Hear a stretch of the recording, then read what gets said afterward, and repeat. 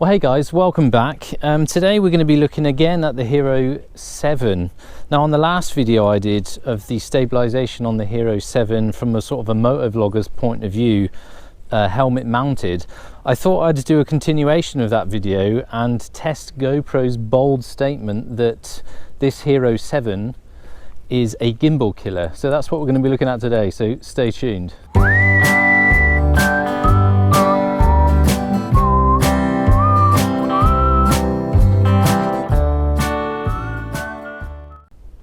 Right, and it just so happens I have a gimbal here. So I've got the Hero 5 mounted in the gimbal with my phone. I'm not cheating or anything, that's just because on the gimbal, one of the motors sort of hinders the view of the display. So my phone's just on there just to give it a bit of a viewfinder. So this is the GoPro Karma Grip, which is GoPro's gimbal. So that's got the Hero 5 in it. And I've got the Hero 7 on my selfie stick. Again, I've got both cameras filming in 1080p at 60 frames per second in super view. Obviously, I've turned the stabilization off on this test on the Hero 5 in the gimbal because it's in the gimbal and I don't want to be cropping the view that much. And obviously I've got the Hero 7 then in the same settings with the auto stabilization on. So Hero 5 on the left, Hero 7 on the right. So we're just going to check out how good it is sort of walking pace. As I said, I think it's a very bold statement from GoPro to say that the Hero 7 is now a gimbal killer and you don't need to use gimbals anymore. I mean, it is good from what I saw already and from what I've tested and filmed already, but it's quite a bold statement. I don't think it's going to be as good as a gimbal, but I think it's going to be pretty good, so we shall see. Some of you have asked as well how much the footage is cropped on the Hero 7.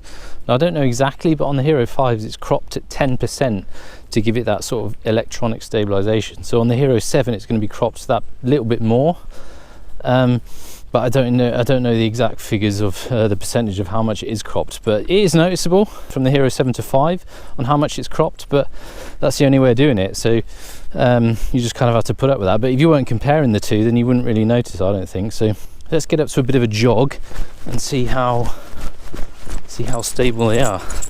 Got me pooch with me.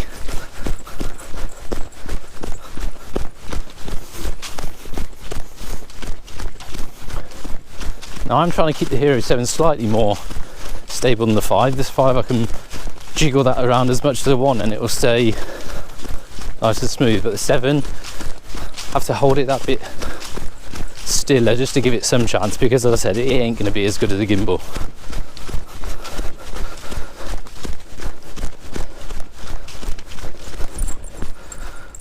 Maybe we should go up there, Nola. Let's go up here. Come on. Bit steep this.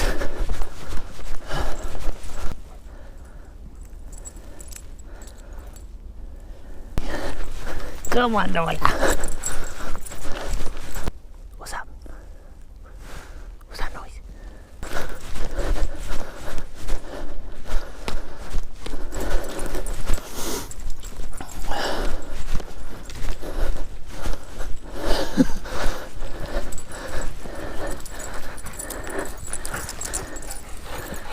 What are you doing?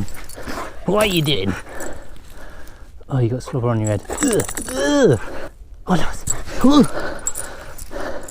Come on, come on. Oh, that's enough of that. Now, another thing I wanted to show you guys as part of this video, nothing to do with the stabilization, is the audio from all three or both cameras. Now, as a lot of you know, the audio on the Hero 5 is absolutely shit. And to be honest, it is on all action cameras, where you're going to be getting, you know, a lot of action shots, a lot of wind noise, but especially on the Hero 5, the audio was muffled. Now, it is with obviously the waterproof casing that the camera is enclosed in on these new GoPros, but they have greatly improved it on the Hero 7. Now, on the Hero 5 the audio was never usable. Now, I would go as far as to say that on the 7 it's greatly improved to that point where it's actually, for some things, the audio is usable. It's not going to work for me, obviously, using it on my helmet while I'm vlogging. I always use external microphones, but for some stuff, handheld stuff like this, the audio is okay on the 7. So as I said, mic is on the 7 and on the 5, so I'll just be switching through them throughout this sort of explanation. And the Hero 5 Session on my chest has got my external microphone in, so that just gives you three different audio tests to give you the best quality. Now the external microphone is going to win hands down, but as I said, on the Hero 7 it seems to be now that, you know, you do get some usable audio out of the thing, so that's not too bad at all. Now, like I said on my previous video, I will stick a link to that in the description if you want to check that out from a motovlogger's point of view. And like I said on that video, this isn't a review of the Hero 7, but it's just to test these bold statements by GoPro that the stabilisation is that good that you don't need a gimbal anymore. So yeah, I mean, I'm as interested as you are to see how it works, or to see how it looks.